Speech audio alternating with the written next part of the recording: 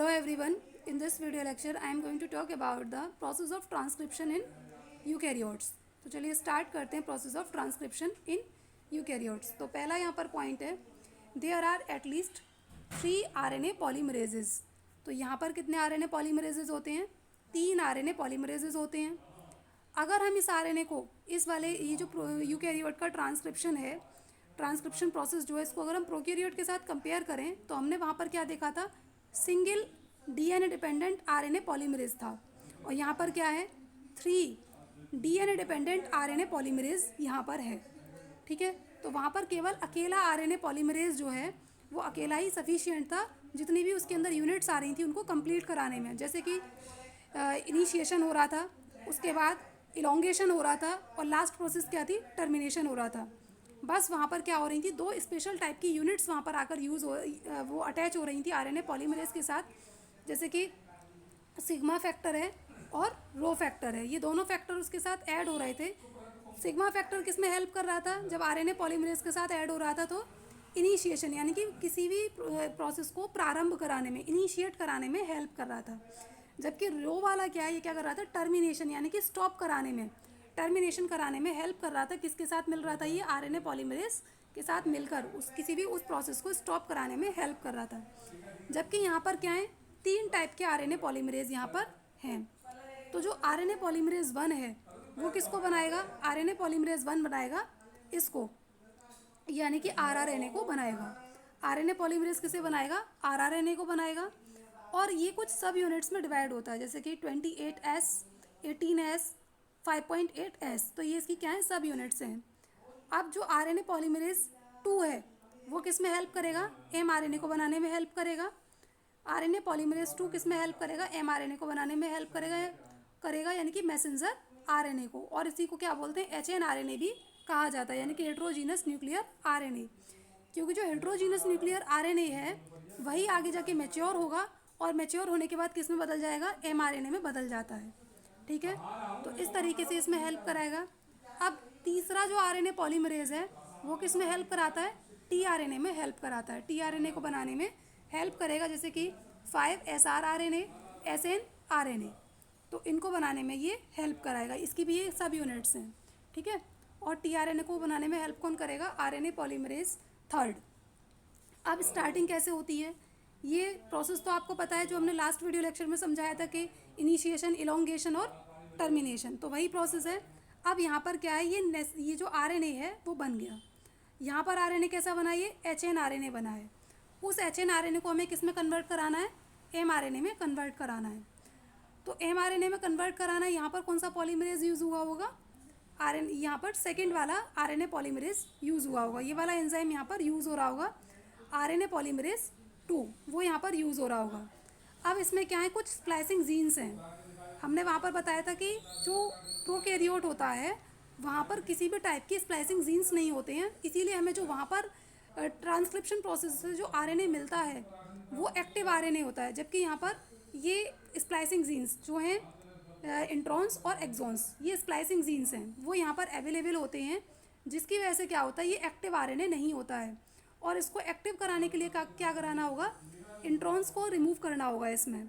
तो इंट्रॉन्स को रिमूव करने के लिए हमें क्या करना पड़ेगा? पहले हम क्या कराएंगे? कैपिंग कराएंगे. कैपिंग, ठीक है, पहले हम इसमें कैपिंग कराएंगे. और कैपिंग किस तरीके से कराएंगे? कैपिंग कहाँ होगी? 5' एंड पर आकर कैपिंग होगी. ठीक है, कैपिंग कहाँ से स्टार्ट होगी? 5' एंड से कैपिंग स्टार्ट होगी. अब यहाँ पर कैपिंग के लिए किस मटेरियल की नीड होगी? कैपिंग किससे होगी? कैपिंग होगी मिथाइल ग्वानोसिन ट्राइफॉस्फेट से होगी. कैपिंग किसकी होगी? मिथाइल ग्वानोसिन ट्राइफॉस्फेट की कैपिंग होगी. वो यहाँ पर आकर 5' एंड पर आकर बाइंड हो जाएगा. बाइंड हो जाएगा तो उसके तुरंत बाद क्या हो जाएगा? स्प्लाइसिंग स्टार्ट हो जाएगी. स्प्लाइसिंग में क्या करना है कि जो इंट्रॉन्स हैं उनको यहाँ से रिमूव करना है और एक्सॉन्स को हम यहीं पर रहने देंगे. तो स्प्लाइसिंग में क्या हुआ? जो इंट्रॉन्स हैं वो यहाँ से रिमूव हो गए और रिमूव होने के बाद क्या रह गए? हमारे पास एक्सॉन्स रह गए. ठीक है, एक्सॉन्स क्यों ज़रूरी हैं? क्योंकि एक्सॉन्स ही आगे जाकर किसी पर्टिकुलर प्रोटीन को बनाने का काम करेंगे. ठीक है, पर्टिकुलर प्रोटीन को कोड करने का काम करेंगे. ठीक है, अब जब स्प्लाइसिंग हो जाएगी फिर उसके बाद क्या करानी पड़ेगी? हमें टेलिंग करानी पड़ेगी. टेलिंग कराने के लिए क्या करेंगे? जो इसका 3' एंड है, इस 3' एंड पर हम क्या कराएंगे? जो पॉली एडिनिलेट जो है उसको हम इसकी इस टेल पर यानी कि जो 3 प्राइम एंड है वहाँ पर आकर उसको ज्वाइंट करा देंगे, वो यहाँ पर ज्वाइंट हो जाएगा और इस तरीके से ये क्या बन जाएगा हमारे पास mRNA यहाँ पर आकर बन जाएगा, mRNA बन जाएगा। अब यहाँ पर ये जो है इसका नाम क्या है, एडिनिलेट रेसिड्यू। एडिनिलेट रेसिड्यू क्यों कहा जा रहा है इसको, क्योंकि इसके अंदर क्या है, यहाँ पर एडिनिन की पॉली यूनिट्स हैं, काफ़ी सारी यूनिट्स मिलकर, यानी कि जो ए है वो काफ़ी टाइम बार मैनी टाइम्स वो रिपीट हो रहा है, ठीक है, बहुत बार वो रिपीट हो रहा है और इसीलिए यहाँ पर करीब कितने बार रिपीट हो रहा है, 200 से 300 बार। ये जो ए है यानी कि एडिनिलेट है वो 200 से 300 बार रिपीट हो रहा है यहाँ पर, इसीलिए ये क्या ऐड हो रहा है यहाँ पर, एडिनिलेट रेसिड्यू यहाँ पर आकर ऐड हो रहा है, इसीलिए यहाँ लिखा है पॉली एडिनिलेट। वो कहाँ पर ज्वाइंट हो जाएगा, टेल पर आकर ज्वाइंट हो जाएगा।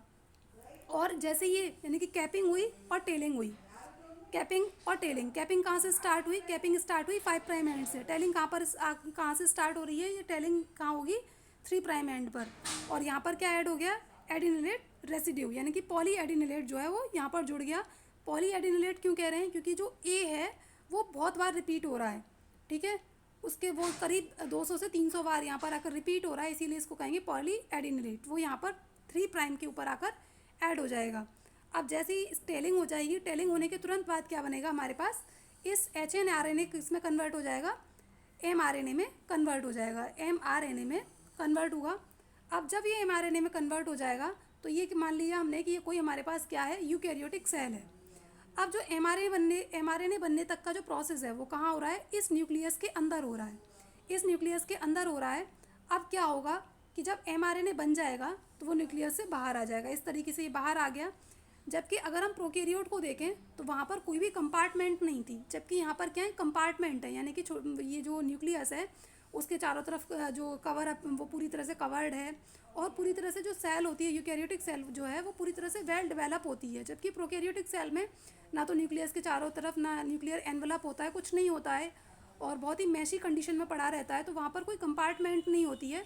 तो जहाँ पर mRNA बनता है वहीं से वहाँ पर क्या होती है, ट्रांसलेशन स्टार्ट हो जाती है, यानी कि प्रोटीन बनना स्टार्ट हो जाता है।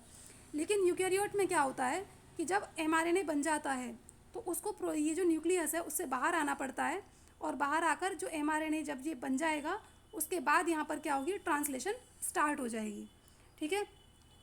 और इस तरीके से यहाँ पर ट्रांसलेशन स्टार्ट हो जाएगी। और वैसे तो हम चाहते तो जो ये जो है HNRNA जो है वो HNRNA ही तुरंत क्या कर सकता था, हम HNRNA से भी सीधे क्या बना सकते थे, सीधे ट्रांसलेशन करा सकते थे। लेकिन हमने काफ़ी एंशियंट टाइम से ये सारी चीज़ें हम पढ़ते आ रहे हैं कि जो मतलब ट्रांसलेशन प्रोसेस होता है वो RNA से होता है, RNA से ट्रांसलेशन प्रोसेस होता है। तो इसीलिए यहाँ पर हमने HNRNA को किससे में से क्या कराया, HNRNA के अंदर जो स्प्लाइसिंग जीन्स थे, स्प्लाइसिंग जीन्स यानी कि इंट्रॉन्स को अलग किया और एक्सोन्स को छोड़ा। अब यहाँ पर ये वाला थ्रेड देख रहे हैं, यहाँ पर सिर्फ और सिर्फ एक्सोन्स हैं और जो एक्सोन्स हैं वही आगे जाकर क्या करेंगे, प्रोटीन को कोड करने का काम करेंगे, वही क्या करेंगे, प्रोटीन को कोड करने का काम करेंगे या फिर प्रोटीन बनाने का काम करेंगे। जब इंट्रॉन्स का कोई मतलब ही नहीं है वहाँ पर, तो इंट्रॉन्स को रहने का क्या, वहाँ पर इंट्रॉन्स को क्यों छोड़ा जाए। तो इसीलिए यहाँ पर ये प्रोसेसेस होते हैं कि यानी कि स्प्लाइसिंग प्रोसेस, फिर टेलिंग प्रोसेस, ठीक है, इस तरीके से ये प्रोसेस होगा और फाइनली हमारे पास क्या आ जाएंगे, एक्सोन्स यहाँ पर आ जाएंगे। और एक्सोन्स जो हैं, जब एक्सोन्स आ जाएंगे तो वही क्या किस में कन्वर्ट हो जाएगा, mRNA में कन्वर्ट हुआ। mRNA उस न्यूक्लियस से बाहर आएगा और ट्रांसलेशन करना स्टार्ट कर देगा।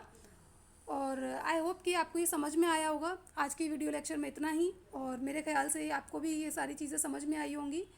कमेंट कीजिएगा, बताइएगा कैसा लगा आपको ये, और हमारी वीडियो को लाइक कीजिएगा, शेयर कीजिएगा और ज़्यादा से ज़्यादा इसको अपने दोस्तों के साथ भी शेयर कीजिएगा और सब्सक्राइब कीजिएगा।